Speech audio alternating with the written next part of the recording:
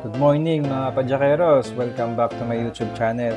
In this video, mag-year-end ride tayo. Kasama ko dito si Rad, as usual. Tapos yung mga barkada niya, si Boyet, at pati na rin si Alan. So mga malalakas yung mga yan, padyakeros. Initially, ang route namin ay Magtaan-Loop. Pero dahil sa masamang panahon, nagbago siya on the spot, pinago nila. Instead, umahon na lang kami ng Rebpal. Tapos lumusong kami ng Sampaloc, then umahon kami ng Sungay. So budol ride to mga padyakeros. Nga pala, isa akong newbie cyclist at dinodocument ko yung mga long rides ko para maging reference sa iba pang mga aspiring cyclist. Umagaw rin ako ng bike maintenance, gear reviews, at iba pang mga bagay na related sa cycling.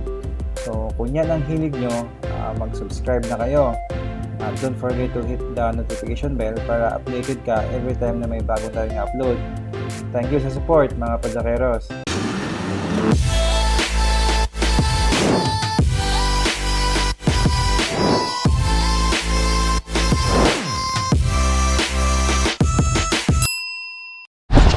Good morning mga padyakeros.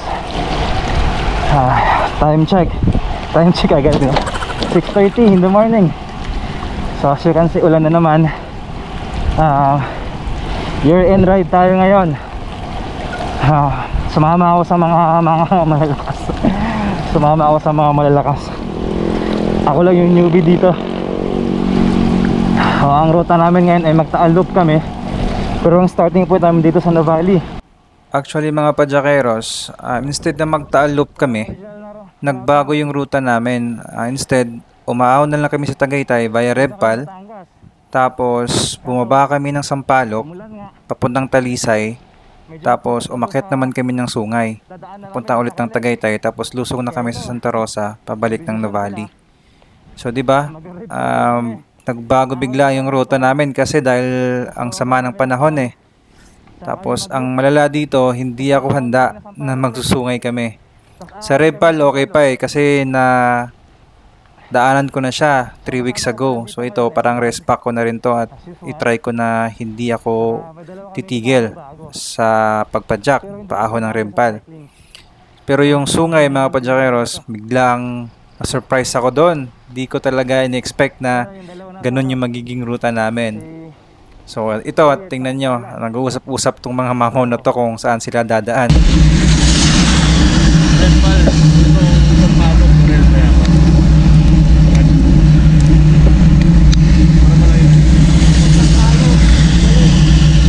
Balik ka rin natin. Wala ka nang aawin. Paano? Ang hindi na jump miles eh. Robot ng payapa? Ano po mas matarik? Tapos lang rin. Ganun din naman, iikot ka rin ng lemery nun eh. Yan, habang nagra-riding kami, biglang nagbago yung ruta. Nag-uusap-usap silang tatlo kung saan sila dadaan. So, bababa kami ng payapa, pupunta pa kami ng Lemery or what. Tapos gulat ako nang biglang sinabi nila na Yes, pang-suway na lang tayo yan. o diba, yan ang mapapala kung sumasama tayo sa mga malalakas. Pero okay lang din, at least ma-experience ko yung Mount Sungay bago matapos yung 2020. Nga pala, ipapakilala ko yung mga kasama ko dito. Sa kaliwa, si Radian, kilala nyo na yan. Yung sa kanan naman si Boyet, saka yung nasa unahan si Alan. So, first time ko makasama tong dalawang to, si Alan at saka si Boyet. Ito yung mga halimaw sa harap. Ngayon, di na natin makikita yan. Kaya hanggat makikita natin yung mga puwet niyan, videohan natin. Dalawa pa lang camera yung gamit namin dito. Yung isa nakamount sa chest ko, yung isa naman ay nakamount sa handlebar ni Rad. So para may iba namang perspective, no, or may ibang view kumbaga. Kasi 'di ba last time nung umahon kami sa Rebpal, nasa isang view lang, nasa chest mount ko lang yung nakikita ng mga viewers. So ito, nagra-riding na kami nito, papunta kami ng Marcos Mansion. So relax lang muna kasi yun nga, ahon kami agad diyan. Yan na po mga kaibigan, ang warm up natin. Iwan na tayo ni Alan. Yan si Rad, nagbablog na rin sa ride na to. Actually, mas marami pa nga siyang video clips na nakuha kaysa sa akin. Iwan ko ba't hindi ako nag-vlog sa ride na to. Siguro dahil iniisip ko na lang kung paano ko ma-survive yung ruta, mga Padyakeros. Naiiwan na ako.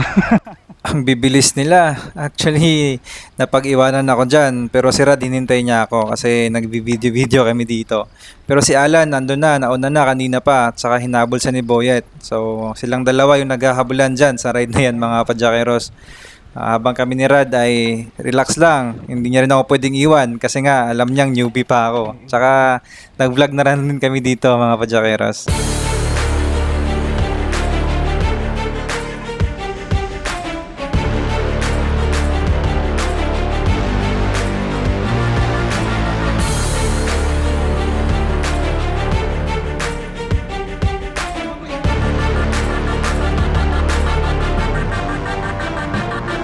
Mansion na kami.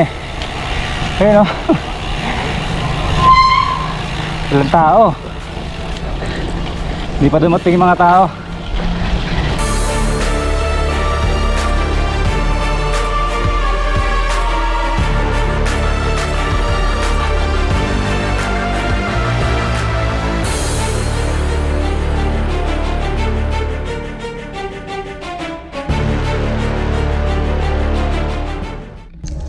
So dito na mag-start yung totoong ahon dito sa Rebpal, mga Padyakeros. Bago ka makarating sa portion na to, galing ng Marcos Mansion, madadaanan mo muna yung tinatawag nilang Kambalahon. Siguro nasa 5% average gradient doon sa portion na yon, mga Padyakeros. Kung gusto nyo yung makita, puntahan nyo yung or panoorin nyo yung previous vlogs ko about dito. So dalawang video yon, mga Padyakeros, isang full vlog tapos isang vlog na focus siya sa 2 km pain lang. So may nakalagay doon na details ng gradient para at least may idea kayo kung gaano katarik dito, mga Padyakeros. So may mga portion naman na recovery like ito. Medyo patag dyan, mga Padyakeros, or medyo banayad lang yung ahon. Dito naman ito na yung start ng mahabang ahon na matarik. Siguro nasa mga 800 meters to, or I'm not sure kung gaano kahaba, pero mahaba talaga to. Marami dito yung naglalakad, bumababa at nagtutulak na lang papunta doon sa patag na portion or yung palusong na portion, mga Padyakeros. Kung naalala nyo rin, dito rin banda yung may tumirik na kotse, di ba? Yung last ko na vlog. Iyon ata yung sasakyan na yon, Hyundai. Naubos daw yung clutch lining niya, kaya hindi na siya makaahon. Dito sa portion na to, ito daw yung pinakamatarik na part. Pero hindi ko lang sure kung ito ba talaga yon, hindi ko maalala. Tsaka hindi rin ako dyan nakatingin sa bike computer ko kasi focus ako na sana hindi ako bumaba ng saddle, mga Padyakeros, kasi nga last time bumaba ako sa portion na to. Pero this time around gusto ko siyang makompleto hanggang doon sa junction sa papuntang Palace in the Sky.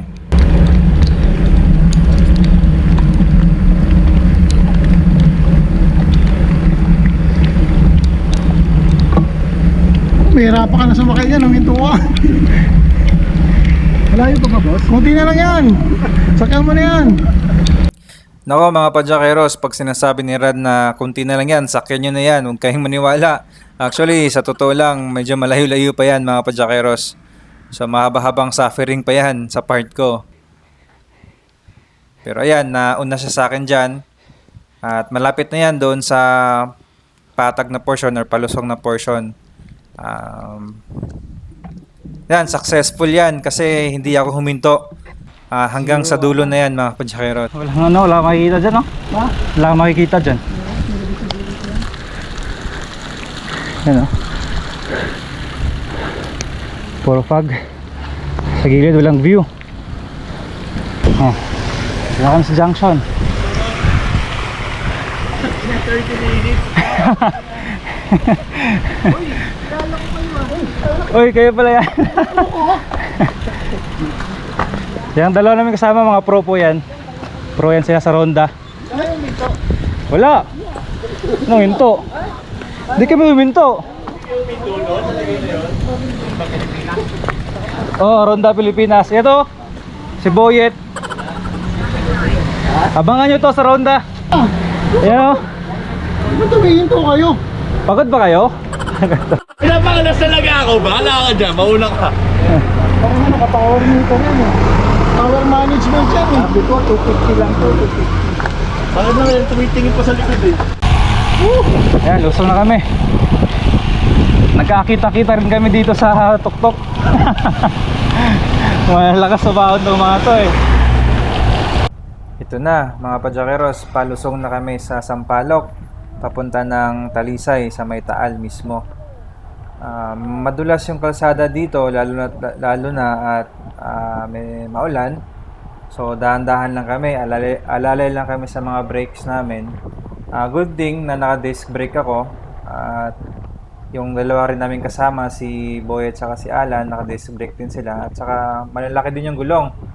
So itong si Rad, namproblema sa lusong dahil nga naka-rim brake siya. Tapos yung brake pads niya manipis na daw, so hindi na masyadong kumakapit. Kaya dahan-dahan lang yung lusong niya.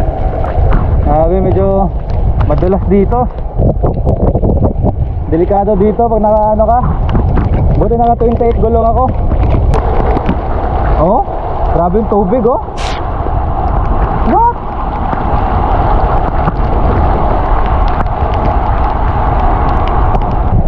Nangalahati na kami. Dandahan na kami kasi si Rad hindi masyado kumakapit yung brake niya daw. Kaya alalay lang kami.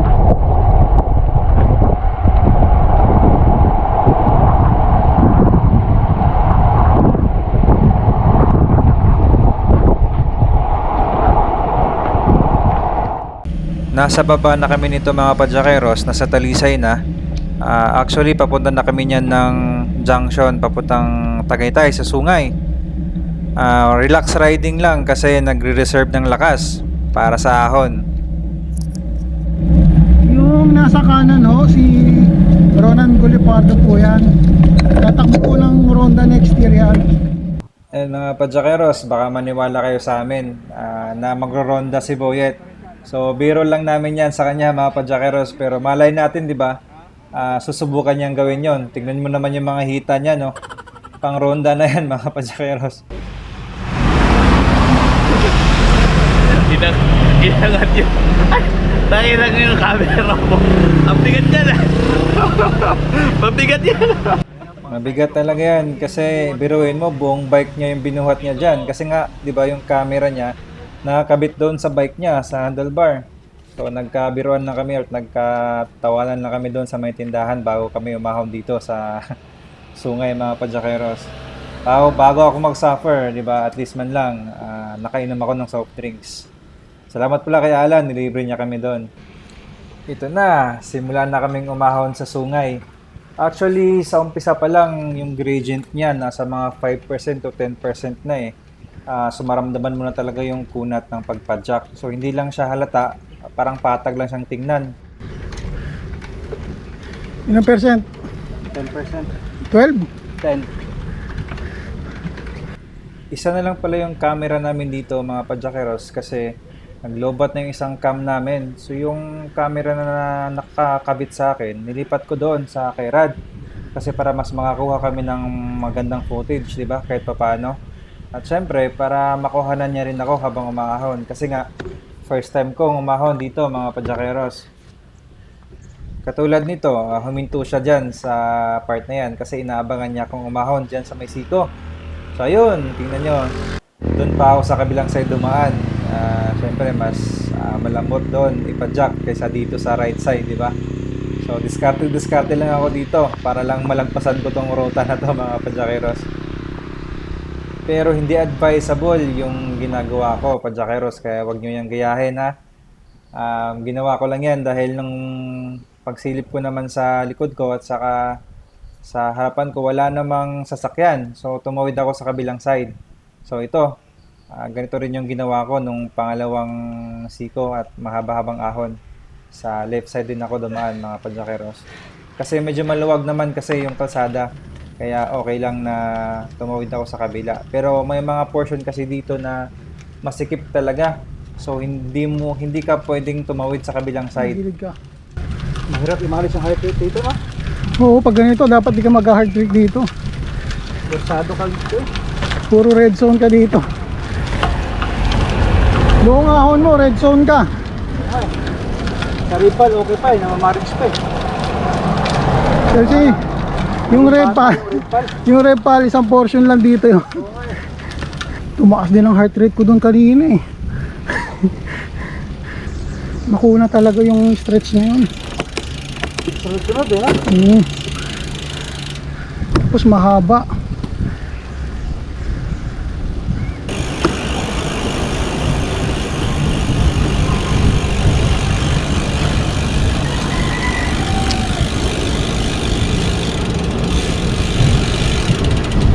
Pagsampa natin dyan, yan yata yung ano dyan eh. Parang view deck. Parang view deck. Pagkaliwa natin dyan. Ang siko pala, oh. Oh, yung pagkaliwa natin dyan, view deck na yata yan. Kung tama pa yung pagkakaano ko ha. At least may bucket list ka na naman na na-checkan. Na-check ang bucket list na sungay nang wala sa plano, mga padyakeros. Actually, yung dalawa namin kasama, si Boyet at saka si Alan, nasa Tagaytay na sila ng mga time na yan. So sinabi na lang namin na wag na nila kaming hintayin. Mauna na lang silang lumusong sa Novali. So ang ginawa na lang namin ni Rad, nag-chill ride kami. At humihinto-hinto kami sa mga view na mga ganda para kumuha ng picture or mag-vlog. Sinabayan niya na lang ako kasi nakailang hinto rin ako dito, mga padyakeros. Hindi ko na mabilang. Nandito na kami sa view deck. So, kalahati na siguro to eh. Grabe pala. Sayang hindi ko na-videohan lahat, no? Pero sige, sa susunod, babalikan natin to. Resbakan natin. Kailangan magpapakit muna ako. Ayan na si Rad. Ayan o. Malulupit na nag-aahon dito. Kain pa! Yan, nagtaho muna kami. Grabe, gutom na. Magkano nga yun, kuya, yung malaki? 50 po sir, yung pinakamalaki 70. 50 yan. Okay. Yung sumunod naman po 40. Okay. Ganda, at least ganda naman ang view. Nabawi. So after 15 minutes na pahinga dun sa view deck, saka kumain kami ng strawberry taho, tuloy-tuloy na rin yung pajak namin, paakit ng Tagaytay. So buti na lang may mga lusong na part dito. Kahit pa paano, makaka-recover ka, di ba? Hindi siya puro ahon talaga. After ng lusong, yung sa may arko, after nun, puro na siya ahon eh. Maikli na nga lang, pero sobrang suffering talaga yung mararanasan mo. Oo. Maiksi na lang yan. Maiksi na lang yan, pero feeling mo walang katapusan yan.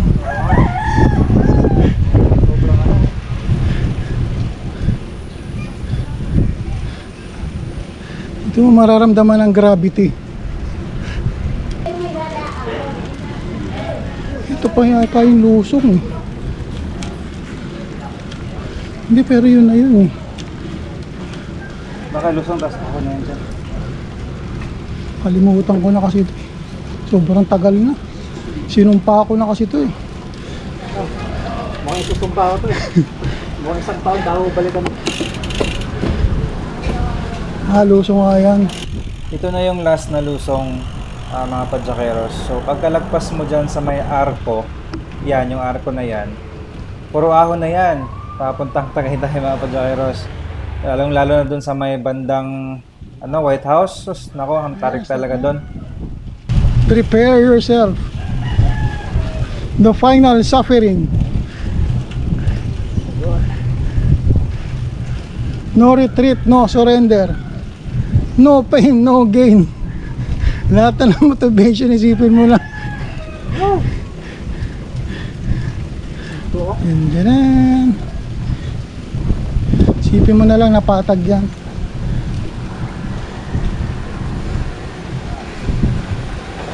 Dito na yung simula ng matinding ahon, mga padyakeros, pagkatapos ng arko.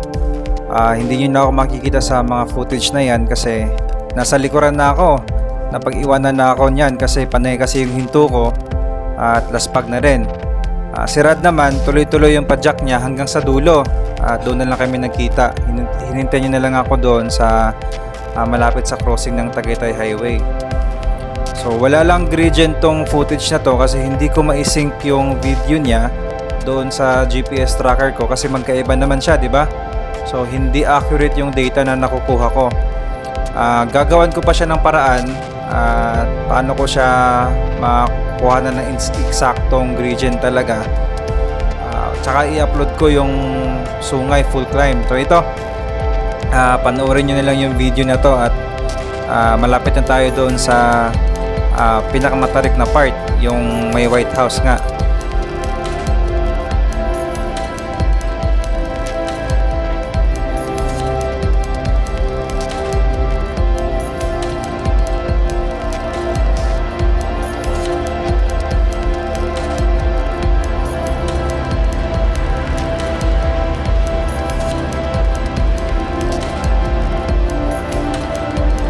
Yan, mukhang ito na yata yun mga padyakeros, yung siko na to. Ito na yung pinakamatarik.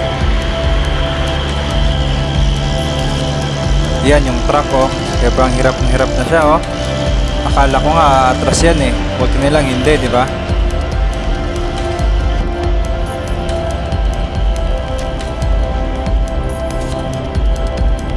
Tapos hindi pa yan natatapos mga padyakeros, meron pa yan.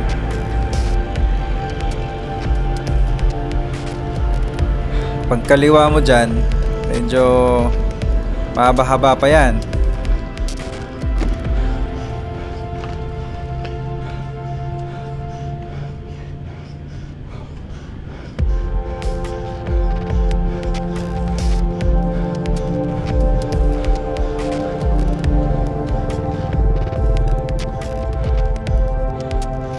Actually, nung ako mga padyakeros, pagdating sa portion na yan, nilakad ko na yan eh. Hindi ko na masampahan.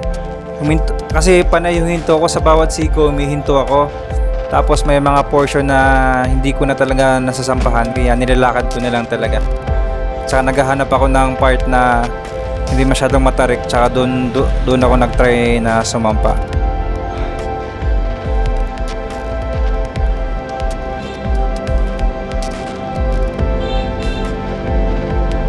Yan, tapos sa unahan yan, patag na. Actually, dyan ako nagtambay ng matagal, mga 30 minutes siguro, bago ako nag-proceed na pumadyak.